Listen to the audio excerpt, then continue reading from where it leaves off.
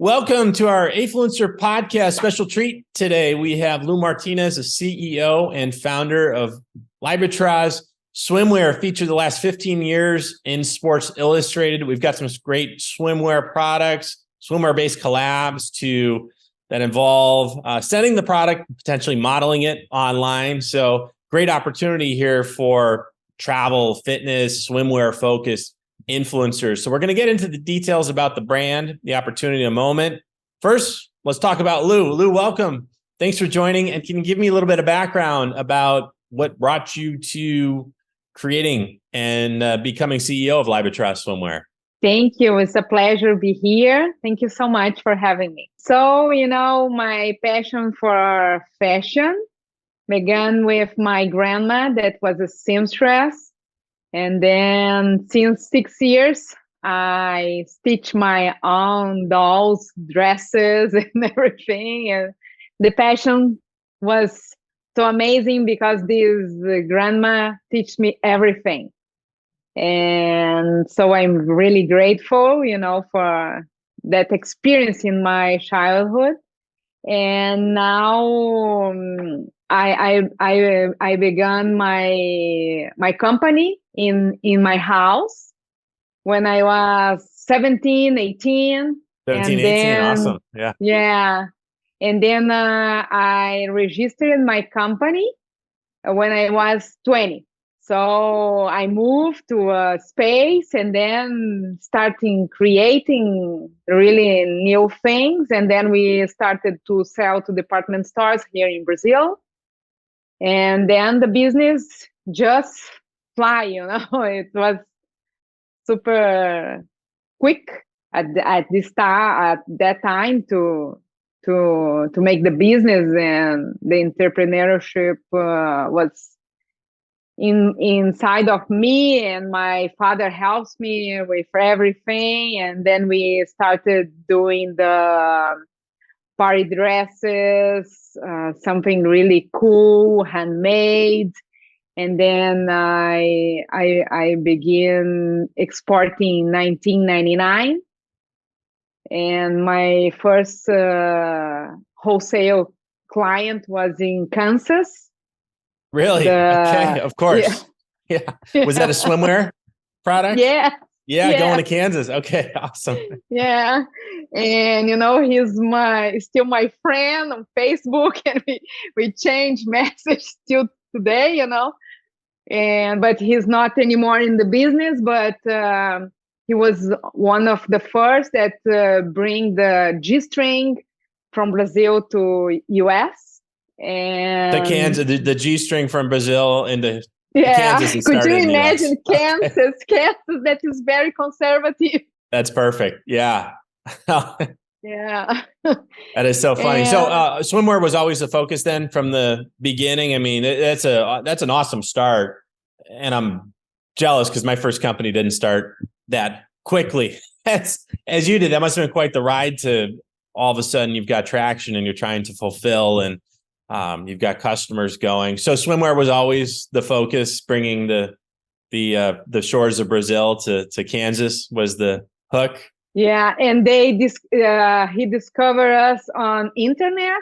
Our website was super old from the beginning. Sure, this is 1999 website. Yeah. Okay. Yeah, I mean, having a website was advanced. Yeah, and then we start to selling in Alibaba. That at that time was persons looking for Brazilians and worldwide companies. Not like today, that's only most of all for Chinese manufacturing. And then in 2007, I feel confident to open my brand and for a worldwide shipping and selling. I feel confident in opening. And what's amazing because in 2009 we began appearing in Sports Illustrated, and then this opened a lot for us, and then today we are really new by the G-string, the micro bikinis, And every fashion show, we have to have one with a beautiful model. Right. Yeah.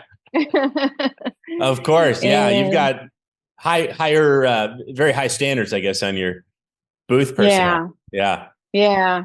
Each Um, year is, it's a new beginning and new things, and we are always open to all the best things that comes from us. yeah. Super So how did that grateful. Sports Illustrated start? Was it a model in Sports Illustrated who brought your brand, No, brought we Lybethras in? hire we hire a PR in New York at Hmm. this time, and then she put us on Sports Illustrated, and then the girls love so much that today they call us, they send an email asking, "Oh, I need that." So our next dream is stay on the cover of Sports Illustrated. There you go. Yeah. Yeah. That's awesome. Yeah, Tell yeah. me about the sustainability, Lou. So you've got eco-friendly products, which is great. When did that become a focus of yours to use the sustainable materials? No, since the beginning, we started with those materials and looking all the process in our industry to be sustainable, because I think this is the future. Even when nobody talks about this, we were super pioneer here and taking care of the garbage. And today we have recycled products that we get from the garbage. Imagine those tiny micro bikinis begin like this. That way to use kind of fabrics when you cut it's like a space that you have like this and like this. Imagine a bikini that is a bottom like this, and then you have a space like this, and then we create some tiny ones, and then today they are a success, and we don't cut anymore like this. But we try to avoid garbage, and then the small swatches of fabric we donate for an NGO that we help here in Brazil. And they make tapestry, they make a lot of things, pet things, bed for pet, a lot of things, and they sell. And this money they revert for the women, because it's an NGO that works with women that have an expected pregnancy here in Brazil. Oh, wow. And Yeah, then that's great cycle. yeah, then this year we have 30 babies already that was born this year. And then they take care, they have pediatrician, they have a lot of things. And we donate and we give back to them every month. That's great. That's great. Yeah. I would like to know where we can get the dog beds here in the US. It's My kind pup of would, cool because they are really colorful, and then oh, is that right? Because you get all the different, they're all sewn together. yeah. That's awesome.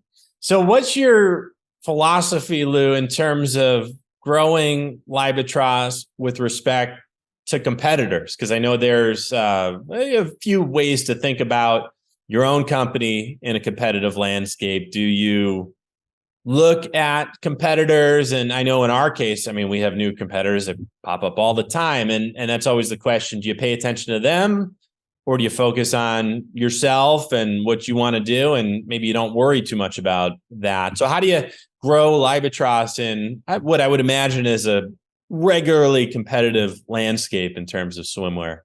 Yes, it's very competitive. And since we have like 32 years on the market, you could imagine that I saw a lot of companies began working and finish and ending.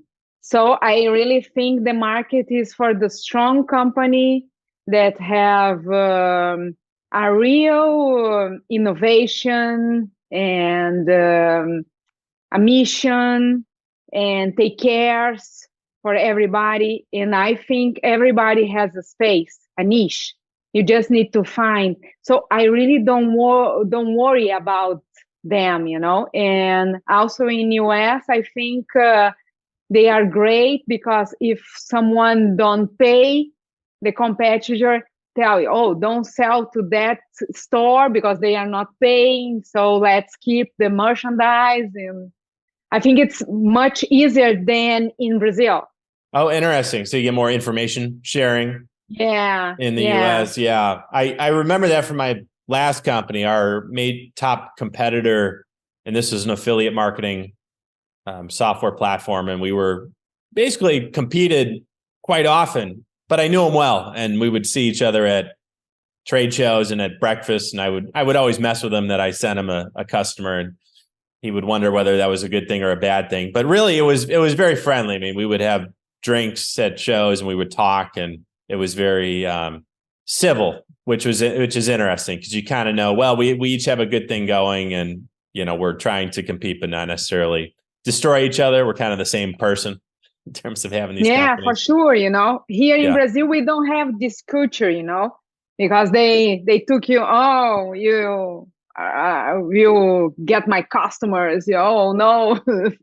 Right, gotcha. Yeah, and you're essentially growing the market. I mean, you're bringing Brazilian swimwear to Kansas. So that's making it it's growing the market for everyone, right? In terms of your space. Yeah. So let's get into influencers, Lou. We were talking a little bit before we got on the horn here. What are we looking for? You have a couple of collabs going, I know. One for the holiday season here, Black Friday focused. Can you bring everyone up to speed in terms of what types of product we're looking to model on these collabs, and who specifically we're looking for from an influencer partner standpoint here?